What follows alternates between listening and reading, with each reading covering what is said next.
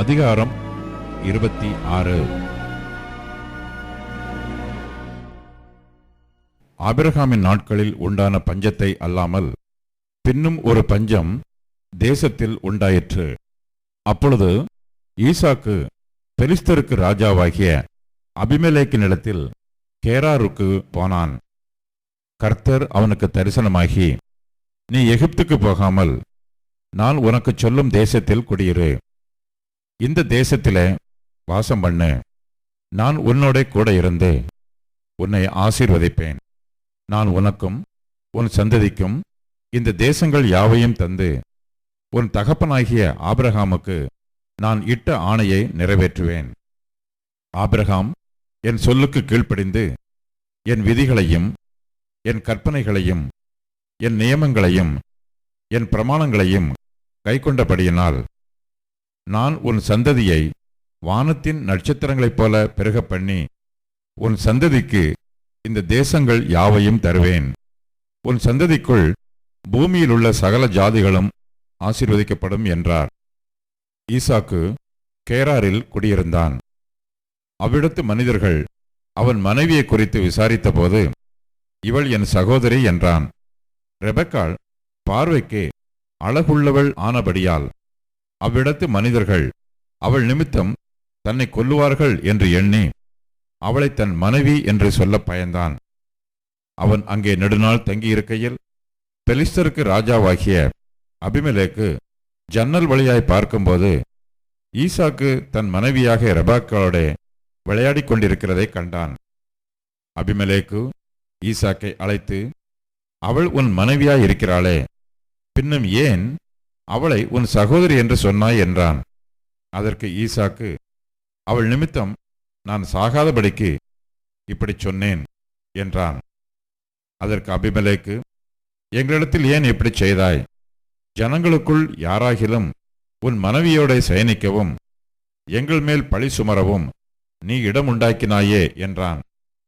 பின்பு அபிமெலேக்கு, இந்த புருஷனையாகிலும் இவன் மனைவியையாகிலும் தொடுகிறவன் நிச்சயமாய் கொலை செய்யப்படுவான் என்று எல்லா ஜனங்களும் அறியச் சொன்னான். ஈசாக்கு அந்த தேசத்தில் விதை விதைத்தான். கர்த்தர் அவனை ஆசீர்வதித்ததினால் அந்த வருஷத்தில் 100 மடங்கு பலன் அடைந்தான். அவன் ஐஸ்வர்யவானாகி வரவர விருத்தியடைந்து மகா பெரியவனானான். அவனுக்கு ஆட்டு மந்தையும் மாட்டு மந்தையும் அநேக பணிவிடைக்காரரும் இருந்தபடியினாலே பெலிஸ்தர் அவன் பேரில் பொறாமை கொண்டு அவன் தகப்பனாகிய ஆபிரகாமின் நாட்களில் அவனுடைய வேலைக்காரர் வெட்டின துறவுகளையெல்லாம் தூர்த்து மண்ணினால் நிரப்பி போட்டார்கள். அபிமெலேக்கு ஈசாக்கை நோக்கி, நீ எங்களை விட்டு போய்விடு, எங்களை பார்க்கிலும் மிகவும் பலத்தவனானாய் என்றான்.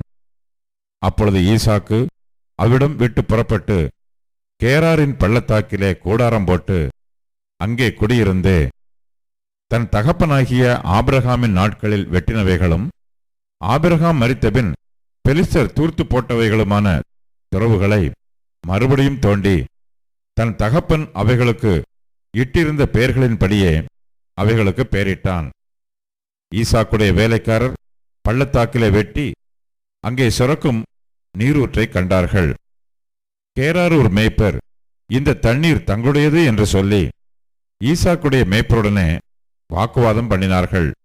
அவர்கள் தன்னோட வாக்குவாதம் பண்ணினபடியால் அந்த துறவுக்கு ஏசேக்கு என்று பெயரிட்டான்.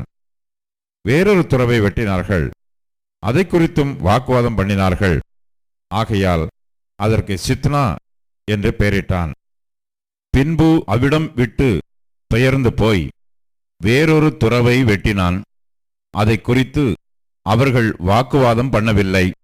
அப்பொழுது அவன், நாம் தேசத்தில் பலுகும்படிக்கு இப்பொழுது கர்த்தர் நமக்கு இடம் உண்டாக்கினார் என்று சொல்லி அதற்கு ரெகபோத் என்று பெயரிட்டான்.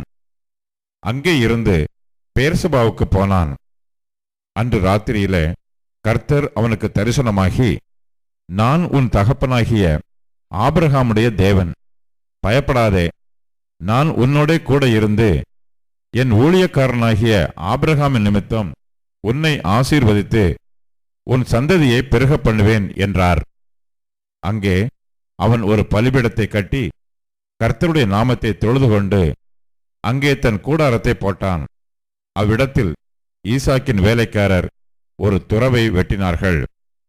அபிமெலேக்கும் அவன் சிநேகிதனாகிய அகுசாத்தும் அவன் சேனாபதியாகிய பிகோலும் கேராரிலிருந்து அவனிடத்திற்கு வந்தார்கள். அப்பொழுது ஈசாக்கு அவர்களை நோக்கி, ஏன் என்னிடத்தில் வந்தீர்கள்? நீங்கள் என்னை பகைத்து என்னை உங்களிடத்தில் இராதபடிக்கு துரத்தி விட்டீர்களே என்றான். அதற்கு அவர்கள், நிச்சயமாய் கர்த்தர் உம்மோடே கூட இருக்கிறார் என்று கண்டோம். ஆகையால் எங்களுக்கும் உமக்கும் ஒரு ஆணை ஏற்பாடு உண்டாக வேண்டும் என்று நாங்கள் நிர்ணயம் பண்ணினோம். நாங்கள் உம்மை தொடாமல் நன்மையையே உமக்குச் செய்து உம்மை சமாதானத்தோടെ அனுப்பிவிட்டது போல நீரும் எங்களுக்கு தீங்கு செய்யாதபடிக்கு உம்மோடே உடன்படிக்கை பண்ணிக்கொள்ள வந்தோம். நீர் கர்த்தரால் ஆசீர்வதிக்கப்பட்டவராமே என்றார்கள். அவன் அவர்களுக்கு விருந்து பண்ணினான். அவர்கள் புசித்து குடித்தார்கள். அதிகாலையில் எழுந்து ஒருவருக்கொருவர் ஆணையிட்டுக் கொண்டார்கள். பின்பு ஈசாக்கு அவர்களை அனுப்பிவிட்டான். அவர்கள் அவனிடத்திலிருந்து சமாதானத்தோടെ போய்விட்டார்கள். அந்நாளில் தானே ஈசாக்கின் வேலைக்காரர் வந்து தாங்கள் துறவு வெட்டின செய்தியை அவனுக்கு அறிவித்து தண்ணீர் கண்டோம் என்றார்கள். அதற்கு சேபா என்று பெயரிட்டான். ஆகையால் அந்த ஊரின் பேர் இந்நாள் வரைக்கும் பெயர்சபா என்னப்படுகிறது. ஏசா 40 வயதான போது ஏத்தியனான பெயேரியினுடைய குமாரத்தியாகிய யூதித்தையும் ஏத்தியனான ஏலோனுடைய குமாரத்தியாகிய பஸ்மாத்தையும் விவாகம் பண்ணினான். அவர்கள் ஈசாக்குக்கும் ரெபேக்காளுக்கும் மன நோவாயிருந்தார்கள்.